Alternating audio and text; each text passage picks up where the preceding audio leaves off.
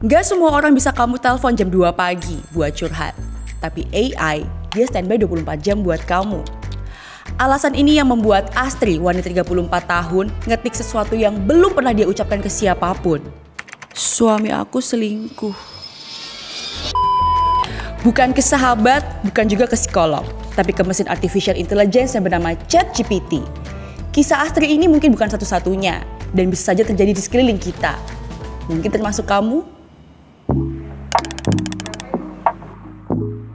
Sebuah survei global dari Oliver Wyman Forum pada akhir 2003 lalu mencatat bahwa sekitar 32% manusia di dunia percaya bahwa AI cocok untuk dijadikan teman curhat.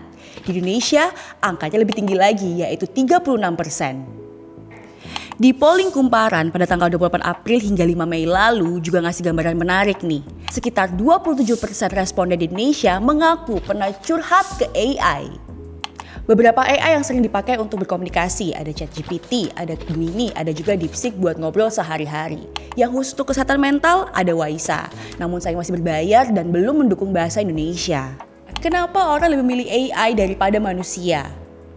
Nah, menurut survei, banyak orang milih AI karena AI nggak mahal, bahkan bisa gratis. Nggak ngejar cerita kita, bisa diakses kapanpun, dan rahasia kita bisa lebih aman. Tapi apa iya AI bisa menyimpan rahasia kita lebih aman?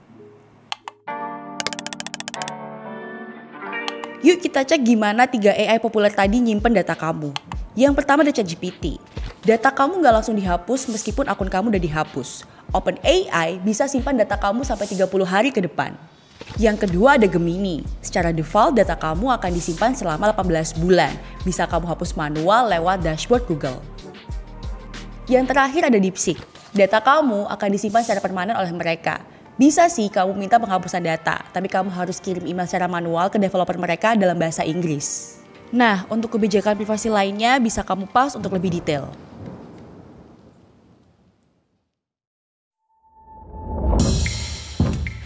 Jadi kesimpulannya, meskipun curhatan kamu nggak langsung bocor ke keluarga maupun teman, tapi curhatan kamu yang ada di AI belum tentu sepenuhnya aman. Perlu kamu tahu, platform AI adalah mesin yang lapar data. Mereka menggunakan model bahasa besar atau yang sering disebut LLM untuk menjawab pertanyaan-pertanyaan kita. Model AI kayak ChatGPT butuh data dalam jumlah besar untuk jadi lebih pintar. Itulah kenapa sebagian interaksi kamu di ChatGPT bisa disimpan untuk melatih model mereka agar lebih pintar lagi. Kalau kamu pernah cerita soal trauma pribadi, masalah finansial, atau identitas kamu, ada kemungkinan data kamu bisa diakses entah oleh developer, partner analitik, bahkan penegak hukum. Ya, benar. Dalam kondisi tertentu, data kamu bisa aja dibagikan kepada penegak hukum jika diwajibkan oleh undang-undang yang berlaku dan relevan dalam proses hukum yang sedang berjalan. Masalahnya, di Indonesia belum ada regulasi khusus untuk mengatur soal perlindungan data AI. Namun, Komdigi saat ini sedang menyusun roadmap AI nasional yang rencananya rampung di bulan Juni tahun 2025. Adriana Sukandar Ginanjar, psikolog klinis dari Universitas Indonesia, memberikan catatan penting. Bahaya kalau AI jadi sumber utama informasi atau comfort zone, apalagi buat masalah serius, itu tetap harus ditangani tenaga profesional. Hubungan emosional yang sehat itu sebenarnya butuh latihan sosial, ekspresi, intonasi, dan jeda.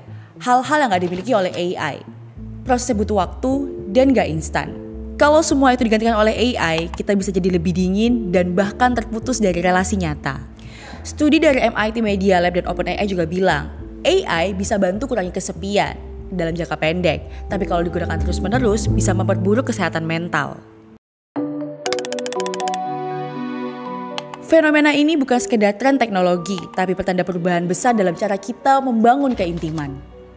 Istilahnya digital intimacy, keintiman yang dibangun lewat layar, kode, dan logika buatan. AI kasih ruang ke kita buat ngomong bebas tanpa takut dihakimi. Tapi kehangatan manusia, yang tulus, yang sabar, yang kadang berantakan tapi nyata, nggak bisa digantikan sama mesin. Kalau kamu sendiri gimana? Selama ini, lebih nyaman curhat ke mesin atau ke manusia? Yuk tulis kolom komentar.